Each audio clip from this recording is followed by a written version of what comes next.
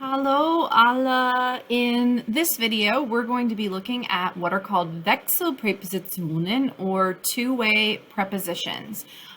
This is a new group of prepositions. We've learned two sets of prepositions in the past. We'll be reviewing those very quickly and then launching into the new information on Wechselpräpositionen. Most of you received a packet from me in class for you to take notes on. Most of the notes are already filled in on there. There's just a few key things that you'll fill in yourself. So if you can pause the video, locate that packet, it's going to save you a lot of note taking if you do have that. It is available on Schoology for my students that you can download it and print if you have that option at home. Los geht's! So the first thing that I want to do, and in your note-taking packet, these are not filled in for you. So as I go through them, if it's too fast, you might need to pause the video to fill these in. In German 1, you first learned the Accusative Prepositionen or the accusative prepositions. And those are listed over here, and in your organizer, there's a place for you to fill them in.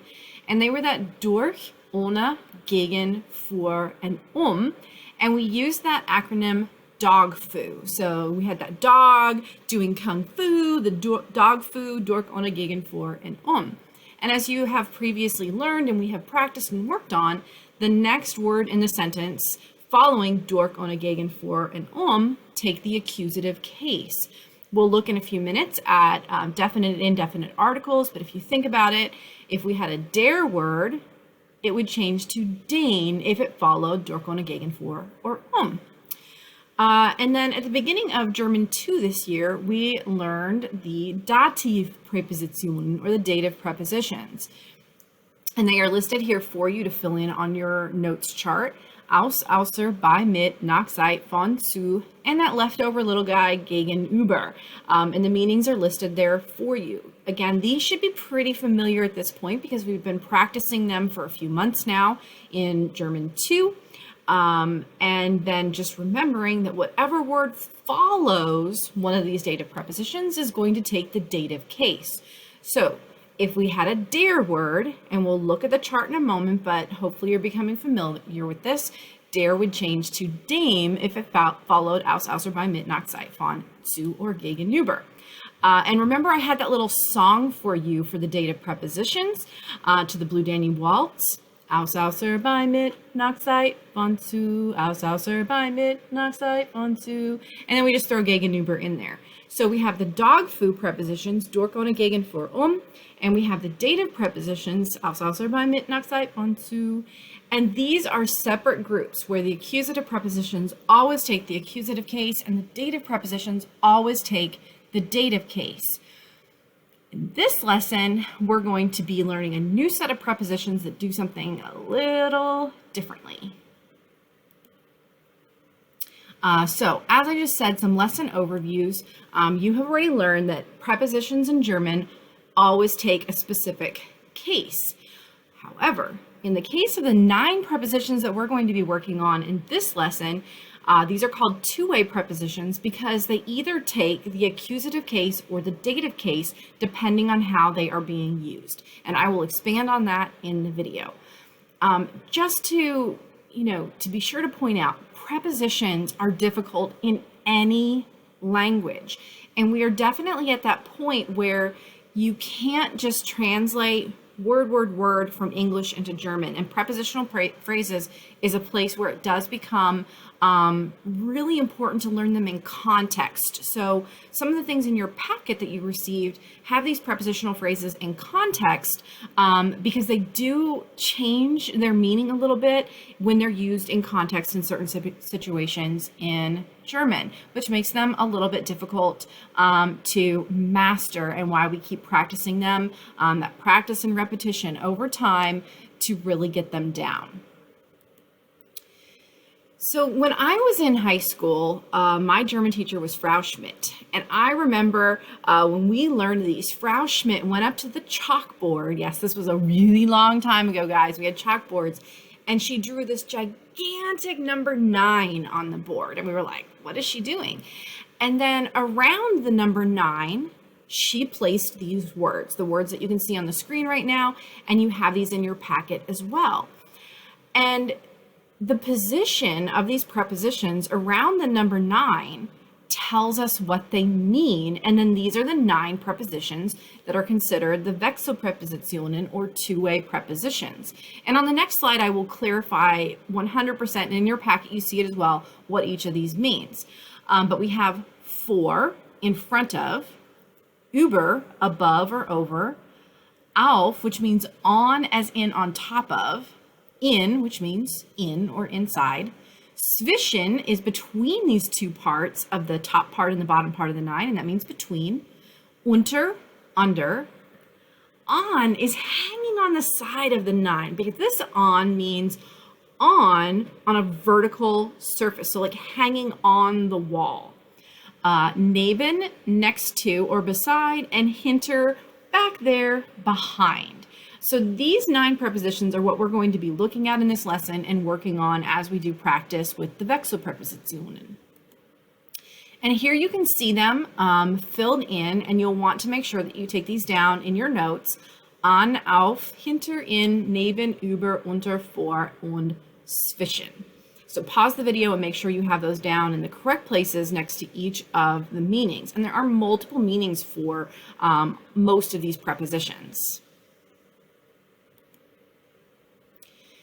In your graphic organizer chart, you also have the chart of definite and indefinite articles already filled in for you, because none of this information is new. These are things that you have been seeing and we've built upon from German 1 into German 2. So we began with the nominative case, which was typically used for the subject of the sentence. You have the definite articles, the ways to say the, and the indefinite articles, the way to say a or an, all filled in here for you. Then you learned the accusative case that is typically used with the direct object, but also with those accusative prepositions. And here are our definite articles and our indefinite articles.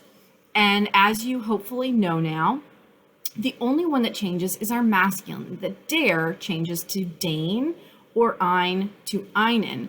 No change for die and eine, no change for das and ein, and no change for the plural die and meine. And then this year when we learned the dative case that typically is for the indirect object, and also for those dative prepositions, we had everything change on us. So our definite articles for masculine changed to dem, and our indefinite article einem, our feminine der and indefinite article einer, neuter or neutral dem and einem, and our plural den plus n and meinen. This is a chart you should be becoming familiar with more and more over time as we continue to practice the cases and all of the stuff involved. So let's get into the nitty-gritty of this. When are these prepositions accusative and when are these prepositions dative?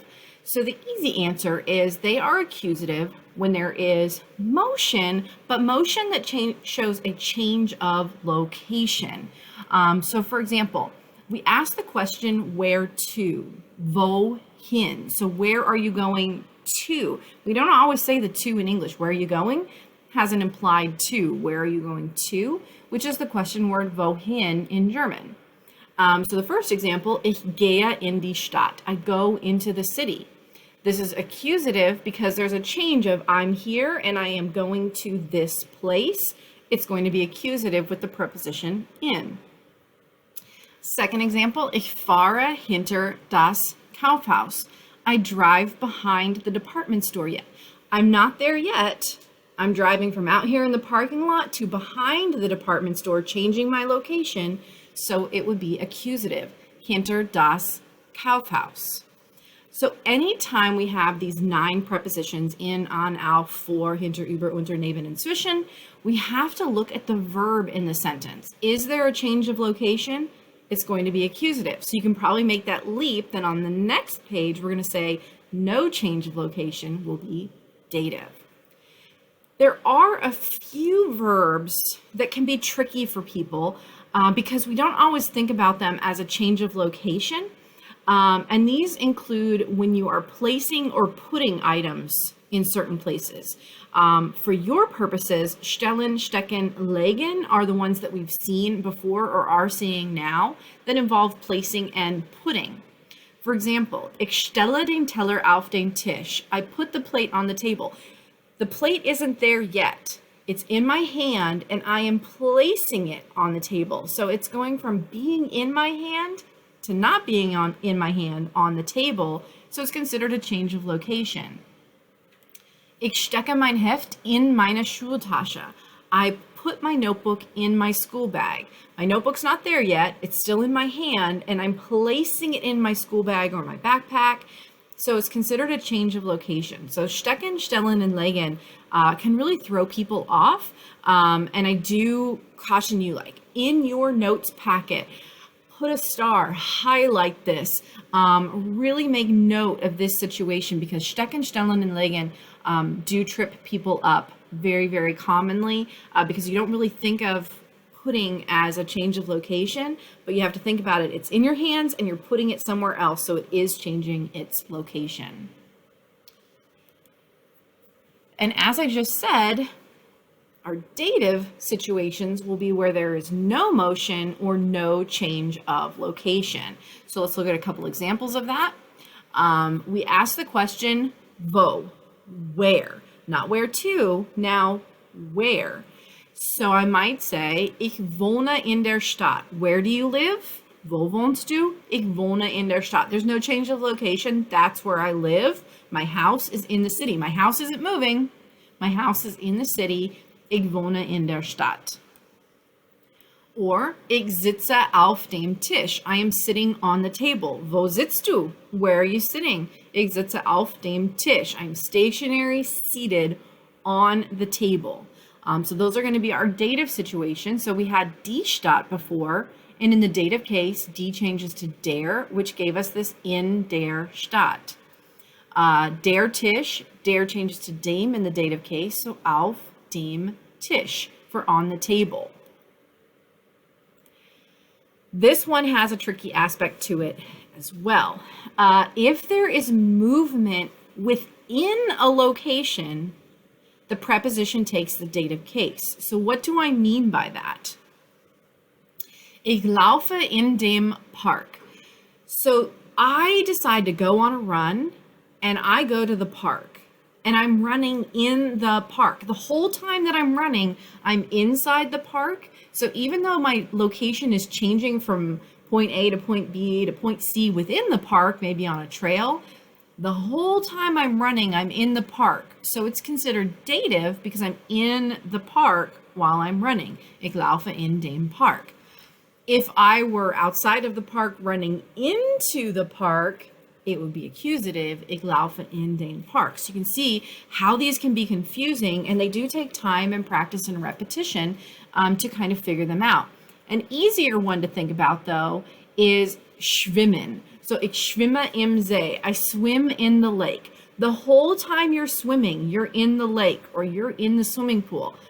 I used to have a great video that I found that these German teachers did with this example, and then it disappeared from YouTube. But it showed the guy, if this were accusative with a change of location, showed him swimming literally across the sand into the lake. So you would have to be laying on the beach, swimming motion across the sand and into the lake for that to be accusative. And you're not going to do that. The whole time you're swimming, you're within the confines of the lake. So it is considered a dative switch situation. Ich schwimme im See. All right, so one additional thing that comes up with the two-way prepositions or Wechselpräpositionen are contractions. So contractions are when we take two words and we squish them together into a contracted word. So for example, in English, we might say, I am, and that becomes I'm. And by now you've learned that there are contractions in German and they're different words. We can't take ich bin and put them together into contraction. There are other words that form contractions, and these are the main ones that you will see. There are slang, there's slang language, and there are other contractions, but they're not considered standard grammatically correct contractions. So these are the main ones that you would see. As with the dative prepositions that we did earlier this year, and we had a couple contractions there, you're welcome to use the contractions or keep them as two separate words. It's really your comfort level, but being familiar with them so that you recognize them when you see them in context is very helpful. So the first one we're going to look at in the dative case is on dem, which can contract together and become for on the. And remember, on is on hanging on a vertical surface and hanging on the wall.